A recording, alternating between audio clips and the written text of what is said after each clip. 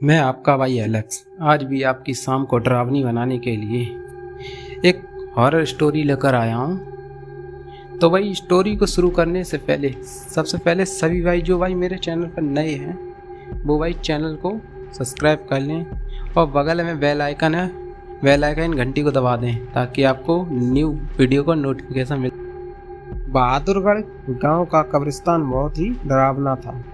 कोई भी इंसान रात में कब्रिस्तान के अंदर कदम तक रखने की हिम्मत नहीं करता था और उसका कारण था मुर्दों की आहट।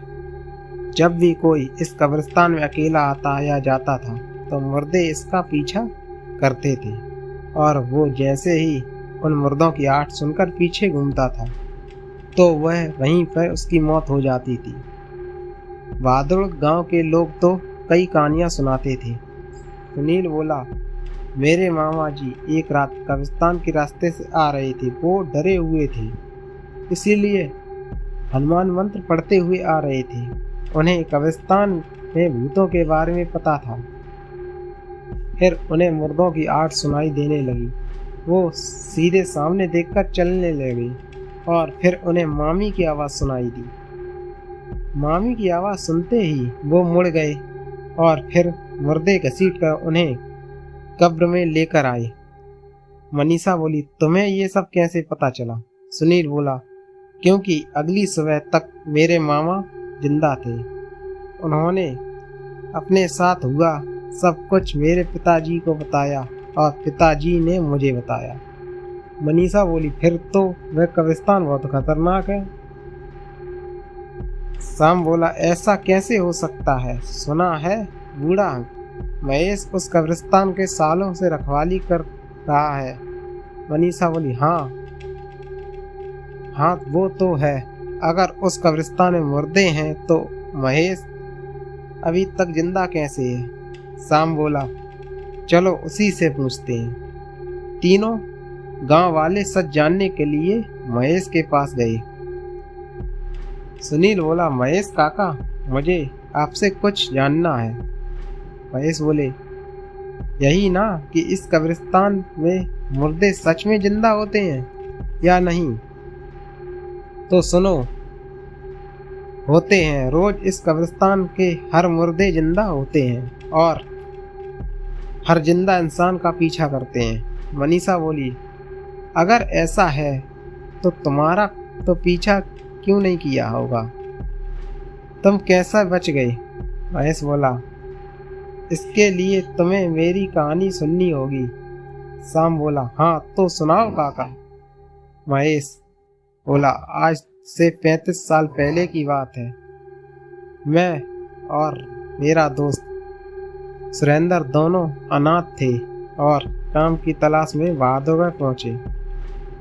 यहाँ हम इस चर्च में फादर एंथनी से मिले और फादर से बोले, फादर, हम दोनों को यहाँ पर काम की तलाश में भटक रहे हैं। क्या आपके पास हमारे लिए कोई काम है? फादर बोले, काम तो है पर बहुत डेंजर है। तुम दोनों की जान भी जा सकती है। सुरेंद्र बोला, वैसे भी हम भूख से तड़प तड़प कर मर, चारों ओर सूखा छाया है, कोई काम नहीं है। फादर बोला, ठीक है। फादर एंथनी हमें कब्रिस्तान में ले गए और बोले, ये बहुत ही पुरानी कब्रिस्तान है, यहाँ अंग्रेजों की कब्र है, तुम्हें इस कब्रिस्तान की रखवाली करनी है। सुरेंद्र बोला, भला इस कब्रिस्तान की रखवाली की ज़रूरत क्या है? फादर बोले, कब्रिस्तान की रखवाली की ज़रूरत नहीं है, पर तुम्हें यहाँ आने से लोगों को रोकना होगा, तुम्हें लोगों की रक्षा करनी होगी। महेश बोला, पर कैसे? फादर बोले, इन मुर्दों से। ये मुर्दे रात के अंधेरे में ये सारे मुर्दे जिंदा हो जाते हैं और जिंदा इंसानों का पीछा करते हैं। जो भी इनकी आवाज़ सुनकर पीछे मुड़ता है तो उसका अंत निश्चित है। सुरेंद्र बोला, फिर तो वो मुर्दे हमें भी मार डालेंगे? हाँ, अगर पीछे मुड़े तो। इसलिए तो कहा था कि ये काम जोखिम से भरा है। सोच लो, तुम दोनों ये काम करना चाहते हो या नहीं? हम दोनों के पास कोई और रास्ता नहीं था। पेट की भूख शांत करना ज़्यादा जरूरी था। इसलिए हमने हाँ भर दी और उसी रात से हम कब्रिस्तान की रखवाली करने लगे। कुछ रात तक सब कुछ ठीक था। एक रात हमें लगा कि जैसे कोई हमारा पीछा कर रहा हो।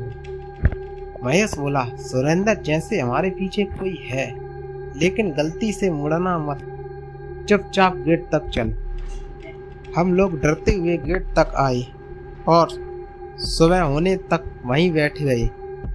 और कई बार हमारे साथ ऐसा हुआ और हम हर बार गेट पर आकर बैठ जाते। मुर्दे पता नहीं क्यों गेट तक नहीं आ पाते थे। कई साल बीत गए। हम बहादुरगढ़ गांव में खुश थे। सुरेंद्र को एक लड़की गौरी से प्यार हो गया था। वह छुप छुप कर गौरी को देखा करता था। एक बार जब हम कब्रिस्तान में रखवाली कर रहे थे तो फिर से मुर्दे ने हमारा पीछा शुरू कर दिया। हम हमेशा की तरह गेट की तरफ बढ़ रहे थे। हमें मुर्दों की आवाज सुनाई दे रही थी, लेकिन फिर भी हम चलते जा रहे थे। अचानक सुरेंद्र को गौरी की आवाज सुनाई दी, सुरेंद्र, सुरेंद्र, मुझे बचा लो। सुरेंद्र डर गया। उसे ऐसा लगा कि गौरी सच में खतरे में है। दोस्त, पीछे मुड़ना मत, ये मुर्दे हमारी साथ खेल रहे हैं। सुरेंद्र बोला, नहीं, मेरी गौरी को बचाना होगा। सुरेंद्र पीछे मुड़ा और मुर्दों ने सुरेंद्र को घसीट लिया। मैं अपने दोस्त को बचाना चाहता था, पर क्या करता। मुझे पता था कि अगर मैं पीछे मुड़ा तो मेरी भी यही हश्र होगा। मैं रोते रोते गेट की ओर चला गया और गेट पर पहुंचकर फूट फूट कर रोने लगा। सूरज उगते ही मैं अंदर आया और मुझे बस सुरेंद्र की लाश मिली। गांव के लोग, अरे डरपोक, तू चाहता तो अपने दोस्त को बचा सकता था।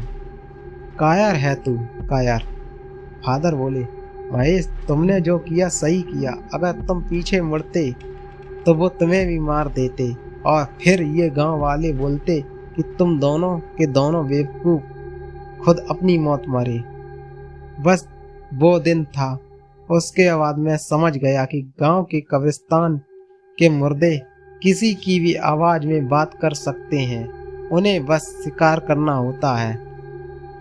मैं 35 साल से इस कब्रिस्तान की रखवाली कर रहा हूँ ताकि और आदमी इस मुर्दों का शिकार न हो सके, पर गांव वाले इसे मनगढ़ंत सोच कर आ ही जाते हैं। कुछ गांव वाले इन मुर्दों का शिकार भी बने, पर मेरी कोई सुनता कहाँ है। तुम लोग मेरी बात हमेशा याद रखना। पहले तो इस कब्रिस्तान के आसपास भी बिल्कुल मत गुजरना, और दूसरी, अगर कभी वक्त आ पड़े तो तुम्हें यहाँ से गुजरना पड़े तो मुर्दों की आवाज़ आठ सुनकर पीछे मत मुड़ना। बूढ़ा महेश इतना कुछ बोलकर अपना काम पर निकल गया और यहाँ ये तीनों दोस्त बातें करने लगे। मनीषा बोली, मुझे लग रहा है ये बूढ़ा महेश हमें कहानी सुना रहा है। शाम बोला, मुझे भी यही लग रहा है। मनीषा बोली, आज हम सच का सच और झूठ का झूठ पता लगाकर रहेंगे। आज हम तीनों कब्रिस्तान में आएंगे, वो भी रात को। रात के वक्त तीनों दोस्त कब्रिस्तान में पहुंचे। कब्रिस्तान में अलग ही शांति थी। वो कुछ भी कदम चले थे कि उन्हें ऐसा लगने लगा कि कोई उनका पीछा कर रहा है। हम बोला, पीछे कोई है। मनीषा बोली, बूढ़ा महेश होगा, हमें डराने की कोशिश कर रहा होगा। सुनील बोला, हाँ हाँ हाँ, वही होगा।